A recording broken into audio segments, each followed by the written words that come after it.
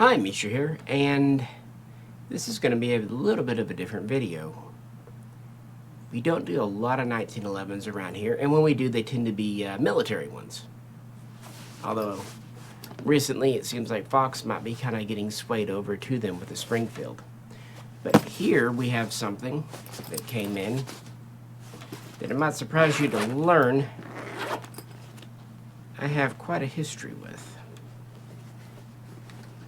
A Wilson Combat ULC Ultra Lightweight Carry in the Sentinel size. So short barrel slide and very compact frame. And the reason I have this, and the reason I have kind of a history with Wilson, is they're very close to us. Berryville, Arkansas is not far at all from where I've lived. And, well, I'll get into my first Wilson hit later on in the video. But this one came in as one of 3 or 4 because Wilson Combat, the company, has actually been selling off some of their guns from their quote-unquote archives. And had a couple of their CQBs, and a couple of their ARs, even the 9mm carbine they used to sell. But I figured, you know, if we're going to do video one, this one kind of seems the most unique and special. Although we will be featuring one of their ARs too. This is in 9mm, not 45. Actually, they've been doing that a lot lately because of, you know, modern 9mm plus P defensive loads being, frankly, just as effective as 45. So it's one of those guns, it's not exactly new, it's not exactly used. It came in, again, from their archive. And it came with its Wilson bag and paperwork. This is the older style bag for what it's worth. And unfortunately, just one 8-round mag, which, as you see throughout the video, might become a bit of an issue. We're going to go into the features, and this video actually takes place over 4 range sessions. Yeah. But let's put some rounds through it.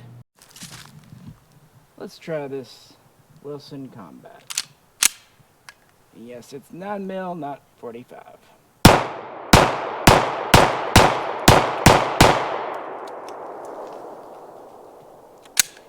Real shocked and amazed that a Wilson runs. Okay, as I said there, it's a Wilson. Surprise, surprise, it ran. I'm going to end up eating those words very soon. We'll see. But I'm not sure it's an issue with this gun or just 1911s in general. This is the older style Wilson bag. By the way, please excuse the dishwasher in the background. Had to get it done. You know, pretty neat. It has multiple compartments for magazines here, and then there's a split and a space for our test target and Wilson paperwork here. The newer bags are a little different, but just thought I'd mention that real quick. And our pistol. This is, of course, a 1911 style gun, as I mentioned, in 9x19 NATO Parabellum. And it's a combination of essentially 2 of their lines. The Ultra Lightweight Carry, ULC, and the Sentinel. The Sentinel is their effectively officer's sized gun. A 3.6-inch barrel, compact slide, and officer style compact grip, about a 1/2 inch shorter. But your standard Sentinel has a carbon steel frame. And it does weigh over 2 pounds. So the Sentinel is small, but a little chunky. Well, the Ultra Lightweight Carry, ULC, replaces the steel frame with an aluminum alloy, which actually does save a good chunk of weight. That's what we have here. In addition to that, the barrel is fluted, as we've seen. Another neat feature is this counter-sunk crown here. Looks cool, saves a little weight. You see it's a pretty heavy barrel, all things considered. But it also means it's snag-free. We have a steel guide rod there. The front sight is a fiber optic, and the rear sight is Wilson Combat's, just kind of standard. Kind of has low profile cuts, anti-snag. The checkering is quite nice up here, quite wide, anti-glare, and something I picked up on when first getting this gun. It is checkered in the back of the slide, again for low glare. We have a commander style hammer here. We have Wilson Combat's bulletproof, as they call it, safety grip, an alloy rounded butt mainspring housing, checkered and checkered. It does also high cut here, and the front of the slide is scalloped, kind of a la high power style. Part to save weight, part again to go with the anti-snag. The finish is, at least on the steel parts, that armor tough stuff Wilson uses. And the takedown is actually countersunk here. Slide stop is pretty long but narrow.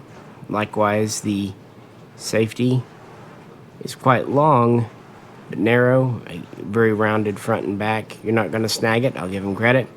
And finally, this is their bulletproof mag release. It sticks out a good bit, but I don't think you're actually going to hit it because it's got a good spring in there. You have to really press it with some intent, but it's quite easy. It's a good compromise.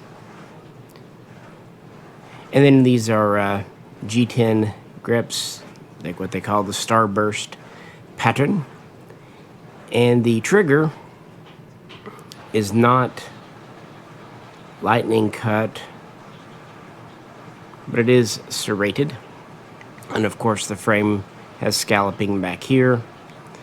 Nice large ejection port with scalloping in the back. Pretty well standard rear serrations and no front serrations. Plenty of other features, you know. 1911, you start breaking down the parts, you can go on for 30 minutes, but those are the things that kind of point. And these could be purchased with custom updates, or, you know, that's Wilson for you. Alright, let's do another mag with the Wilson.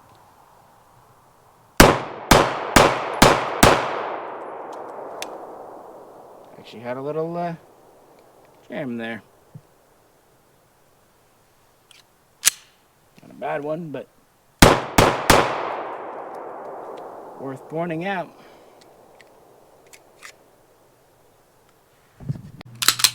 Back here on the porch. Yeah, little bit of an issue there, not a major one. So let's just kind of keep on and another go.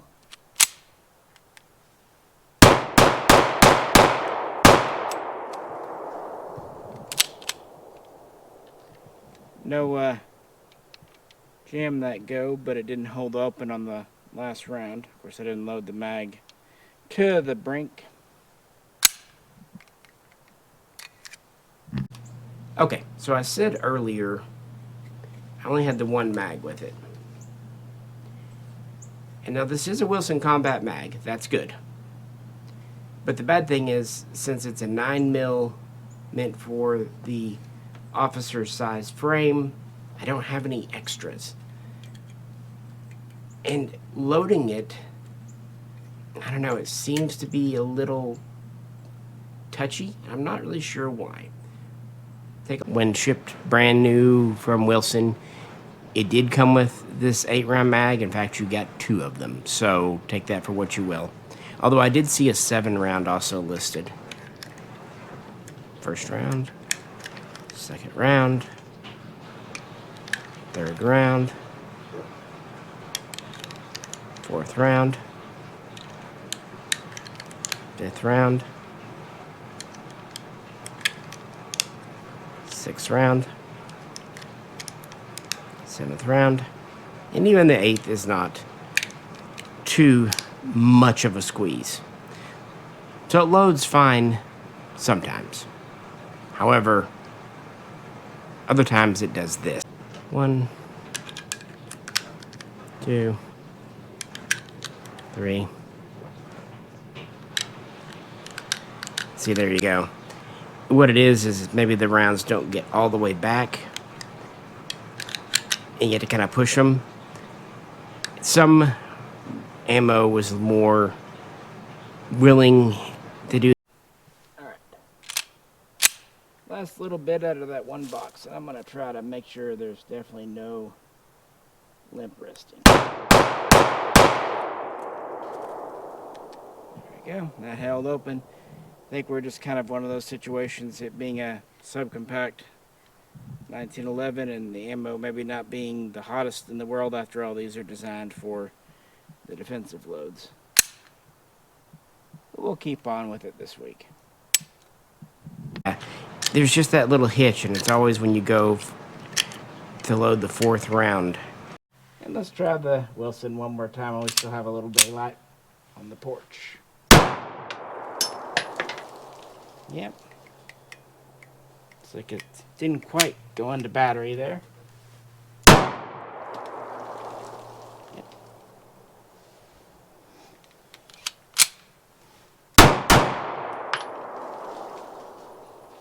Battery again. Again, this is a different box of ammo, but the same brand.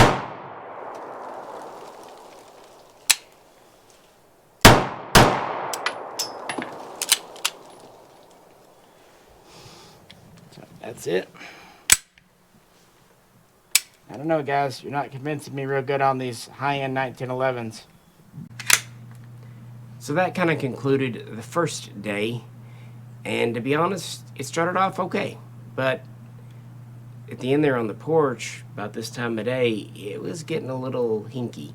Now, I was trying it with Sig Sauer brand ammo. And I'll be honest, that was the first day, so it was a while back now. I cannot recall if it was 115 grain or 124 grain. Sorry. But I will say that ammo has not been problematic in any other gun. And another mag of the Phoenix ammo through the CCP M2. Why not?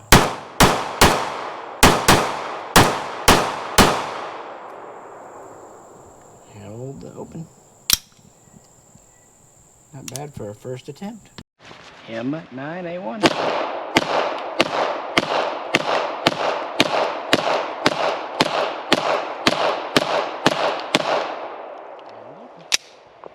On the other hand, there are a lot of, benefits to this pistol, in the sense that this alloy frame is very light, very well balanced. Of course, it's single action only. Nice smooth hammer. Excellent trigger. The crowned muzzle is pretty cool. Not going to snag. These cuts up front. It is a very lightweight, snag-free gun. I like the checkering on the front and back strap. It's not too aggressive. Mags go in and out very easily. Not much of a funnel here. It's got a little bit of beveling, but with a defensive type gun, you're not going to be doing a lot of fast reloads. If you don't get it done in a mag, then it's kind of over one way or the other. The safety, nice size, very positive. And this version is not ambi. Kind of just depends who you are. And the barrel flutes are super cool looking and do save you some weight. It is a very light gun. But that was the end of the first range day with this gun, and I was a little underwhelmed, as you could tell at the end there, especially for the price of this gun compared to how well so many other 9mm have ran for us, and how well so many other 1911s have run for us, like the Springfield Fox recently picked up, and my own Colt and group with.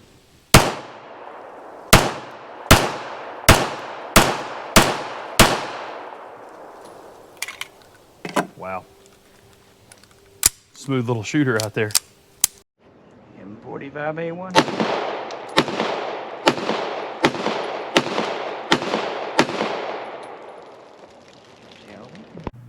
But then again, I'm not super surprised, because a gun like this is an exercise in trade-off. But to be fair, there are a lot of modern carry guns that are about that light. But for 1911, this is about as small and light as you can get.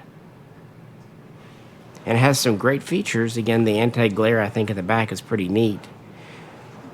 But at what cost? A couple of days later, had a chance to run some more rounds through it, and decided to mix the ammo up a bit. Let's try this Wilson with some 147 grain I found. Nope, no better, guys. Probably worse. Still doing that same thing. I'm wondering if it's a mag issue.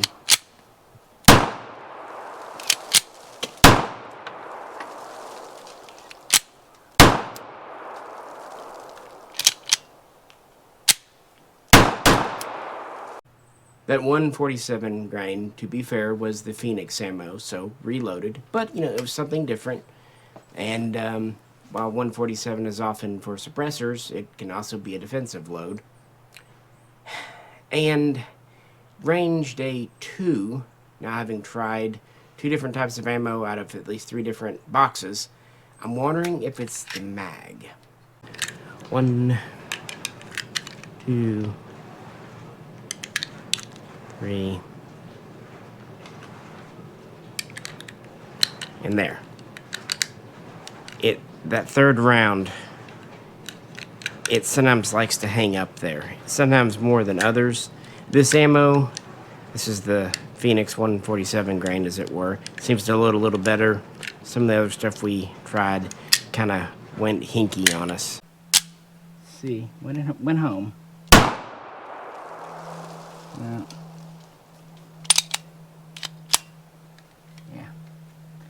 No go, guys. Sorry.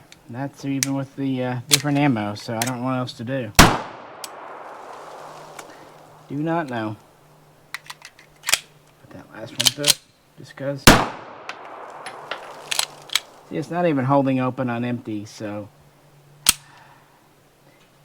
This actually feels kind of low power. I can feel it slingshotting on me. Let me go see if I've got any hotter ammo. Alright, I found some ammo for the Wilson. Let's see, and I'll try to be as sturdy as I can.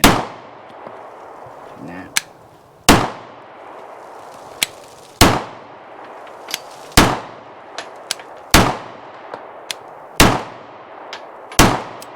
We got 2 in a row.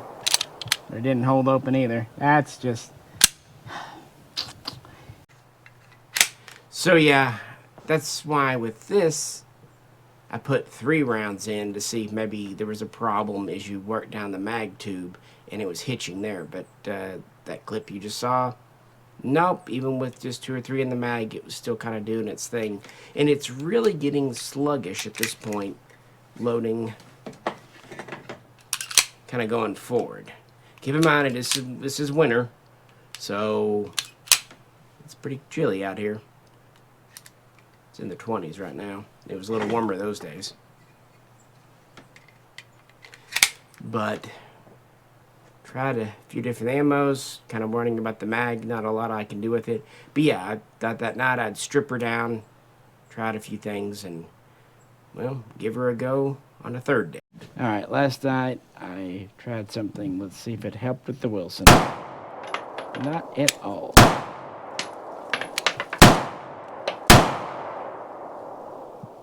Yeah, and that's not super impressed, folks. Sorry. No real better luck. And what I had done that night, I took her apart, looked for any debris inside, because again, it started off okay the first day, but just was getting worse and worse. But I am noticing the gun is getting dry. Like, it's just dry feeling inside. But I checked the mainspring, I checked what I could inside, and I was almost gonna give it a little TLC, but I thought, you know, this should be a gun that can run more or less dry, at least short periods.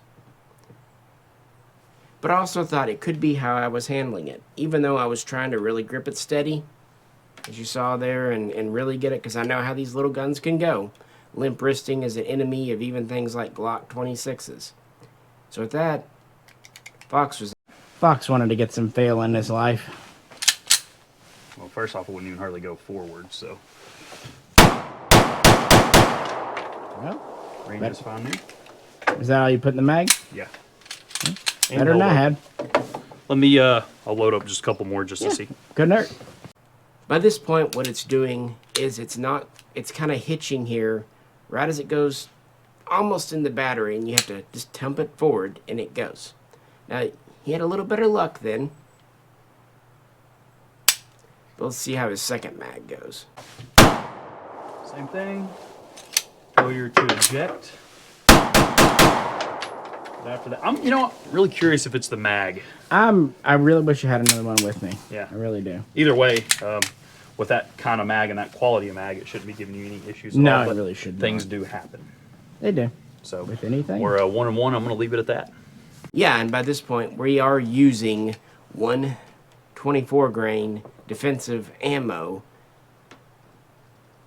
Man, it should work with one of these. I get some guns like ammo, and some guns just don't. So we've tried 3 different types out of 4 different boxes. We have had 2 shooters now.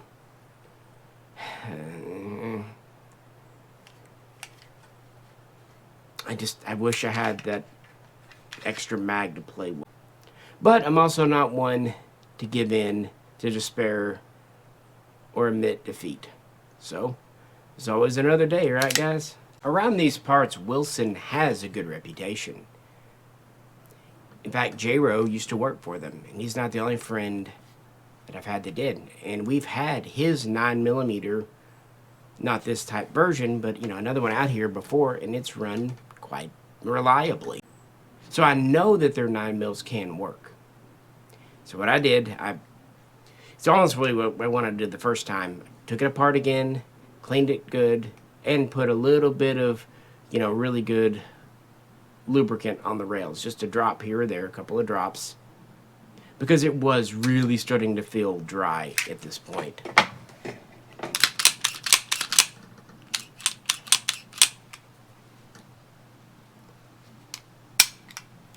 But, not much I can do about the mag. Now we're moving to day number 4.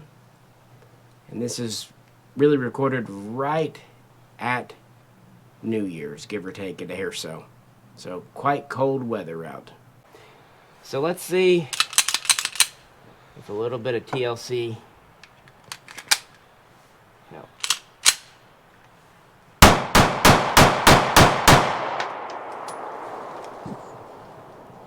Might have done. So immensely better. I'll give that credit. So what we've really learned, this needs to be at least somewhat lubricated.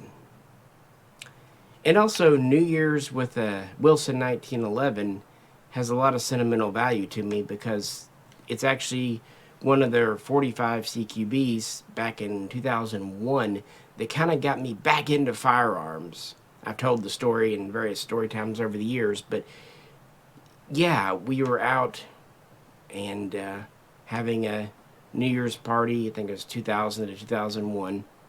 And of course, I grew up with guns. In fact, coming up soon, you're going to see a couple of guns that I first started shooting when I was 3 or 4 years old in the video.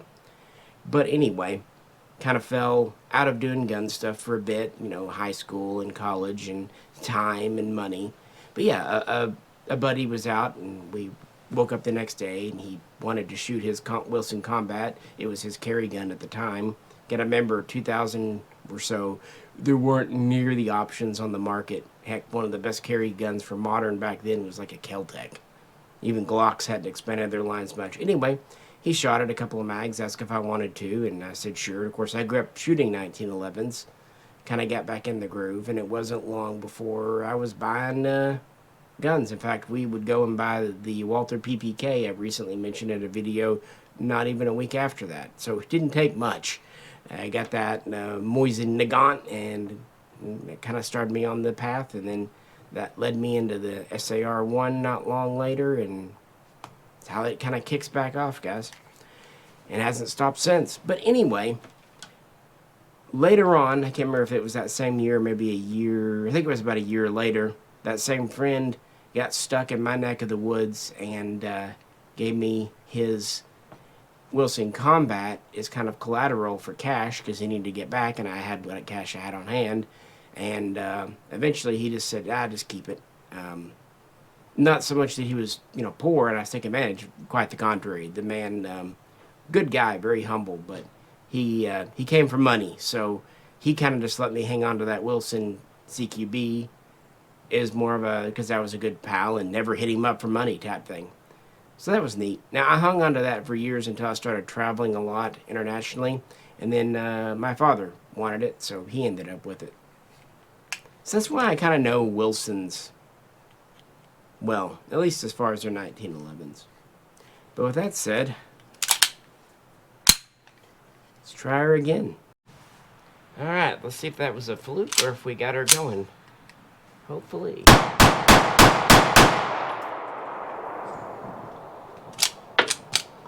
Yeah.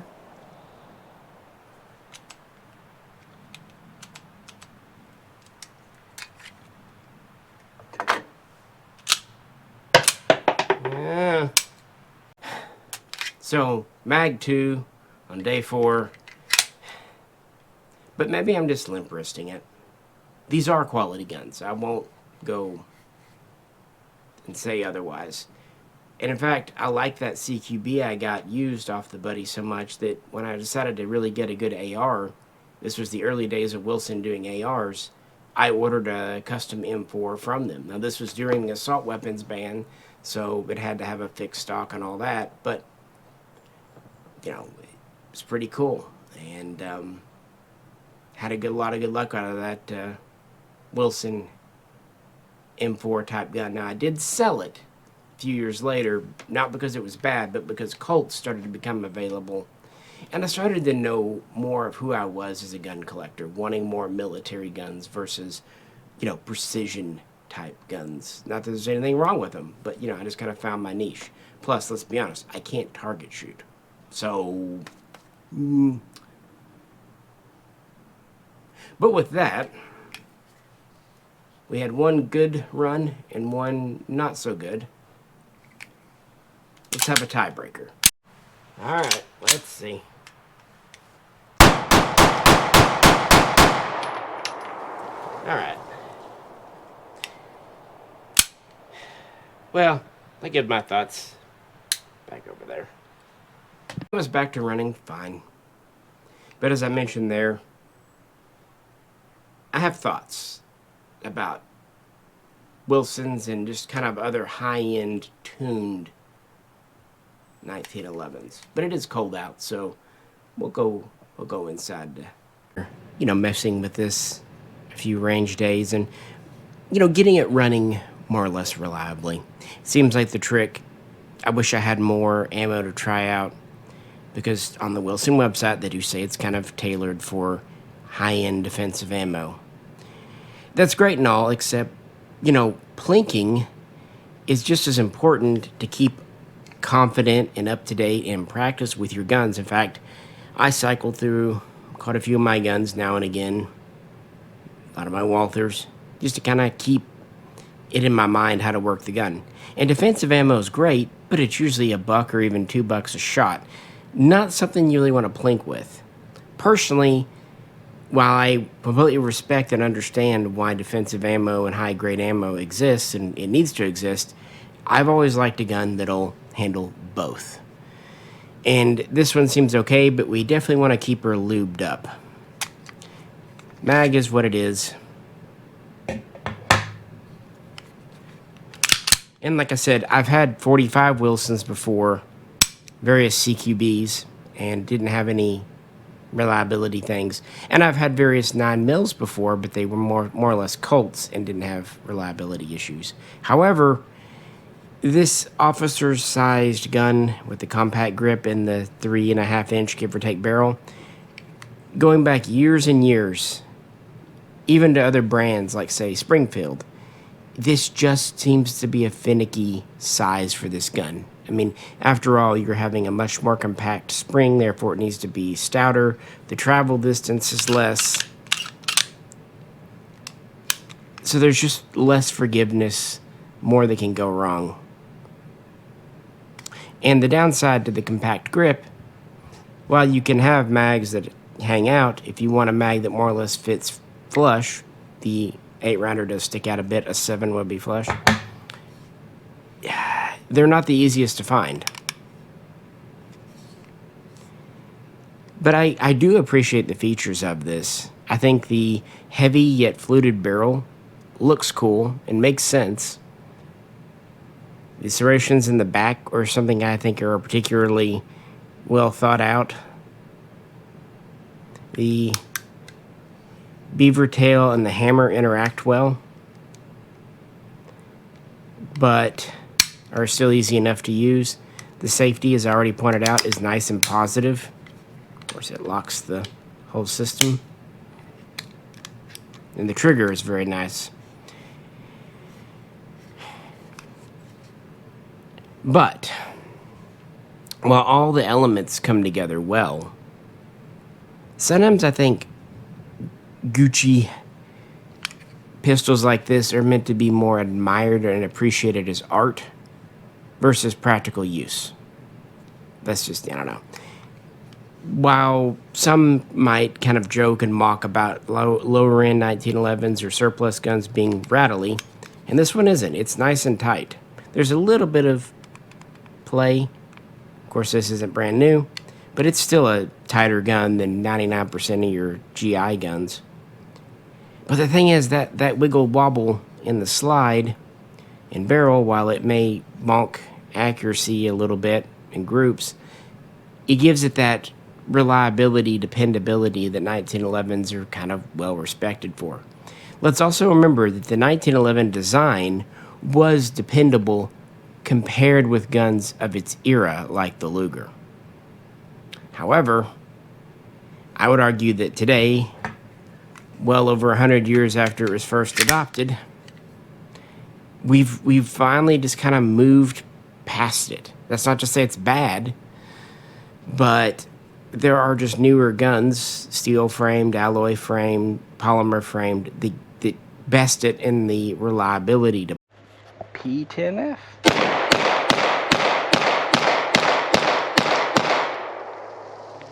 First shots. But maybe not in the trigger and accuracy department. That's really where 1911s still excel. And again, while I like the Sentinel size, the weight of their standard Sentinel, well, I don't know. There and again, though, the size of the ULC with the 4.25-inch barrel and standard grip, while it is a lighter gun, seems a little large. So of the two, I think the marriage here of lightweight and compact size is preferred. By the way, this barrel is fitted to the slide. I mean, this is all hand-done work by actual gunsmiths at Wilson. So I am happy it is more or less running reliably. But I saw there's at least a couple of other YouTube videos where they say it works, but the reliability is not 100%. It does seem like you need to find the ammo it really goes for, and also make sure your gun's not super dry and it's relatively clean. Because once we really cleaned out the gunk and lubed it, I'd say we're about 95% reliable, but not 100. And I don't know if this gun will ever be 100%. Let's try this XD.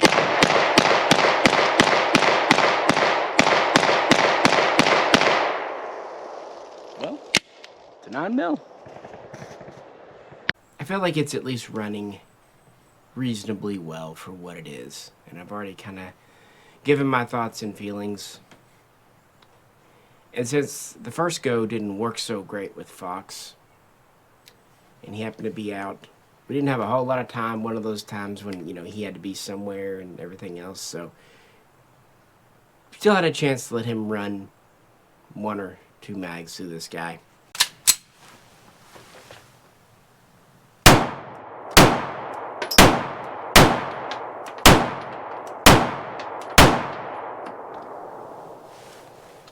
Not too bad. Yeah.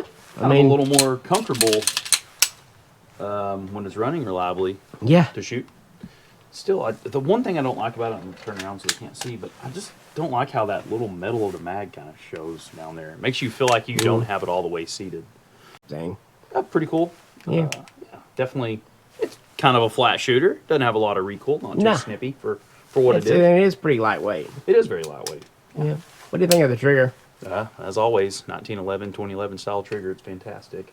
Not a whole lot of ride out there. Yeah, you get a little wall. I would say maybe 4 pounds, 3.5 pounds. But let me test it one more time here. Oh man, that's probably 2.5 pounds. I get thinking about it. Very, very nice trigger. That's probably where a whole lot of that no recoil and stuff come from. You're on it.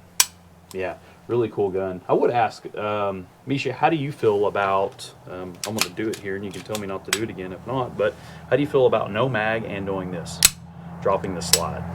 I think if a control's on a gun, you should expect for it to be used. And if a control will actually damage your gun, take it off the damn gun. Couldn't agree anymore. Like if it's there, people are going to use it. If it's an issue, just don't. Yeah. So, Couldn't yeah. agree. Cool. I think that's a fair assessment from Fox. Kind of highlighting the pros and cons. Interesting how the mag situation gets him. I guess it doesn't bog me because I've had the kind of extended Wilson mags in my guns before, and I don't obviously rely on visual stuff. But we do agree on the whole slide release thing. And as you've seen throughout this video, in case anyone's yelling at me, I'm sorry. That just shouldn't be an issue. I mean, if you're comfortable with the HK slap and things like that, you should be comfortable. And if a gun has a control so prominent on it that could do damage, it just shouldn't be there. Get rid of it. Or, remove the external catch. Like you could look at the original Browning, the 1903, Swedish 1907. This type of control's here, but it's just an internal hold open. The external drop is just gone. So question, does that little bit of mag showing, keep in mind it's on the side here, but the front of the gun is flush with the bumper here. But yeah, that seems to bother Fox. Does it bother you guys? Must be a sighted thing if so. So he pointed that out. But he is correct that shooting it is flat. This heavy barrel kind of offsets the alloy frame. I was curious if the lighter frame would kind of make it a little thumpy because all your weight's up here, steel slide, steel barrel. But no, it still seems to be well balanced. And I will give him credit on the trigger. He said 2.5, maybe 3 pounds, He's not far off. It's about a 3 to 3.5 pound trigger. Now there is a wall. There's that kind of stage and then break. But here's the thing. That is great for a target gun. Amazing. But is that really what you want on a carry gun? Because, okay, safety on, grip. If your safety gets knocked off in your holster, the only thing between you and this 3 pound trigger is the grip safety. And how much effort would it take to squeeze it? Because it's a pretty short throw on the grip safety. And the reason I mention that, Jay, who used to host the channel with me, one point many a moon ago carried a 1911. And he had it, cocked and locked. He was out with the family went to the mall and other places, wherever, came home and realized at some point during the day, his safety got switched off. So yeah, this grip safety was the only thing standing between him and a, bad day. Now, when his pistol, it probably had about a 5 or 6 pound trigger, so that's better. But this does not have like a Series 80 style drop safety either. But yeah, no, they do decrease the trigger quality, but they do increase the reliability if you happen to drop your pistol, which, while it may not be a likely thing in a carry gun, could be happening. I don't know. But that light trigger could be a two-edged sword. Now, to Wilson's credit, and why I pointed it out earlier, this is a very positive safety. So I don't think it would just easily get switched off. But, guys, shit happens. And it's not just 1911s I worry on the trigger with. When Walther introduced the PPQ Compact with the PPQ's rather famously good trigger for a striker gun, I worried it was maybe a little too light for the carry roll. No, I think for a carry gun, having a little bit of pull weight to your trigger, because let's be honest, if you're in a stressful defense situation, adrenaline's going, you're not going to notice pulling a 6 or even 8 pound trigger, or even a double action. When, it hits the fan, you're not going to notice that. Now, for a range and target gun, totally different story, and I really do like good triggers.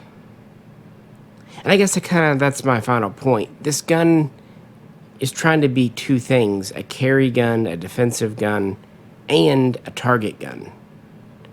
And I just feel like Wilson Combat and 1911s in general excel much more at being a range gun, a competition gun, a match gun, a target gun, than they do a carry gun today. And one final point, and this is something I mentioned to folks looking at any kind of higher end gun. Look, if you have to use this, it will probably be taken away from you as police evidence, and you may or may not get it back. If so, it won't be quickly. Also, carry guns are the most likely to get lost or stolen. And if you're just carrying a Walther or a Glock or even like an HK VP9, a $500-$600 pistol, definitely your life and safety is worth that. And if you lose it, well, you lose it. If the police never get around to getting it back to you, fine. Just call it the price of saving your life. But if you've got a gun like this and paid full price new for it, what if it gets lost? What if it gets stolen? What if you have to use it in a real world situation? It's a lot of money for a lot of people. I mean, what this costs is well over a month's wages for most folks. Yeah, I really respect the craftsmanship, and I think the features are neat. I think it's really neat to see what modern technology can do with the 1911 design, but at the end of the day, I view this more as a curiosity than a practical gun, for all the reasons we've mentioned. But, just my opinion. And Fox's. What's yours? PPQ. Open. I got kind of a rain of brass there. I was The best kind of rain. Directly in the trajectory of the brass. Not the first time. No, certainly not. It's fine. But I don't think it's for me. And it just kind of confirmed it. When these guns came in from Wilson, this one did pique my interest. Such a sleek, light little 1911. Alrighty. I'm on a hill.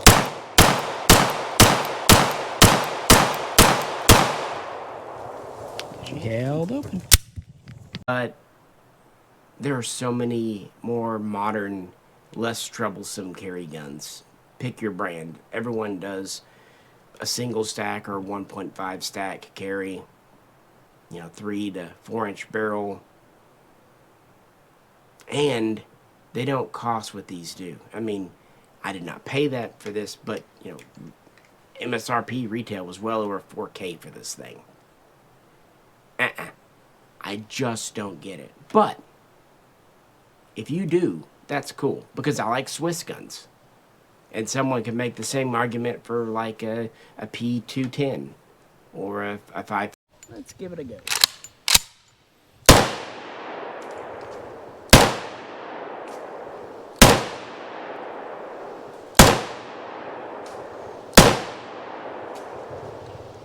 And to no one's surprise,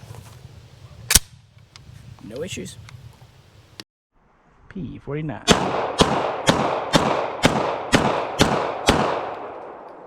It's smooth, I'll give it that.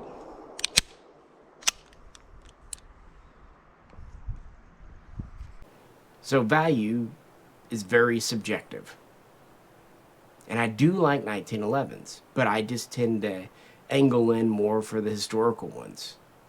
Although, I just still have my Colt M45A1. Of course, I like it for being a USMC type gun, and I like it for running reliably. And one more time.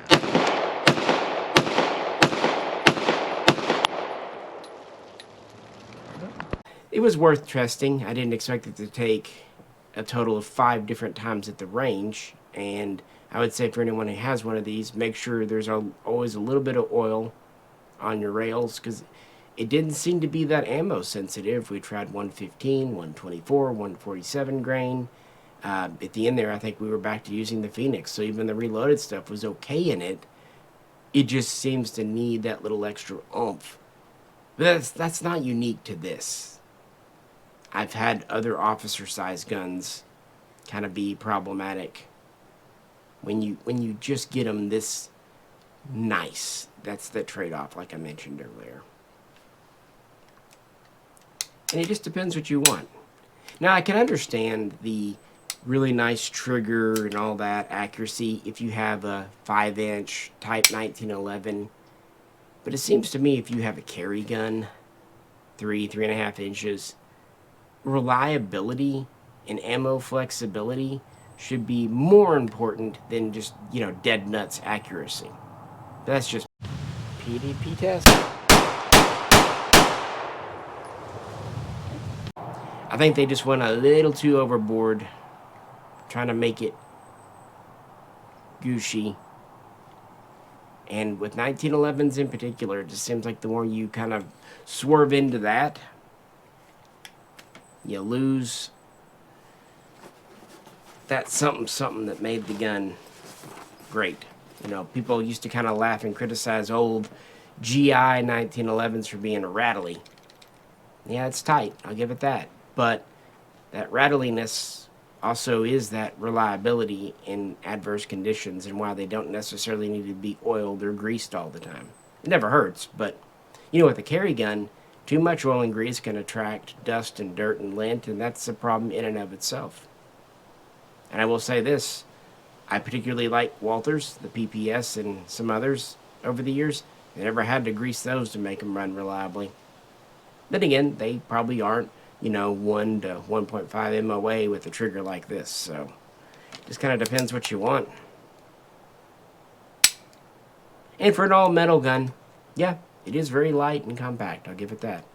And it is something that you can definitely tell was put together by actual gunsmiths. And this is the older bag here.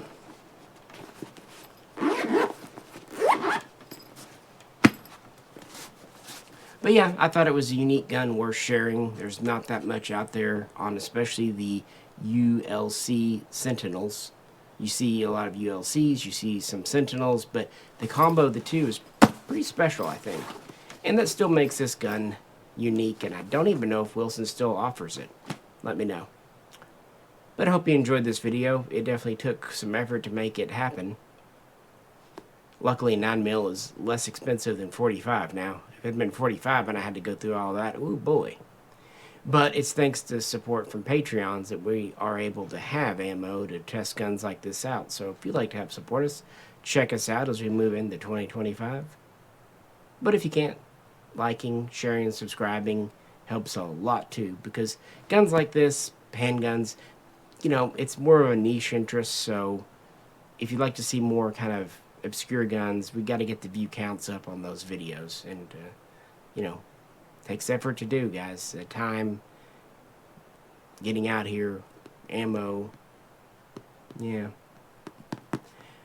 Never even got to the phase where we could test this for accuracy, just because we were still trying to get reliability down. Maybe we'll try it next time, but a long enough time had passed. I wanted to get this out. Hope everyone's having a good start to their new year. Appreciate all your support, and we'll keep on keeping on. This is Misha, and also on behalf of Fox and all the others that help get these videos out, we'll catch you very soon next time.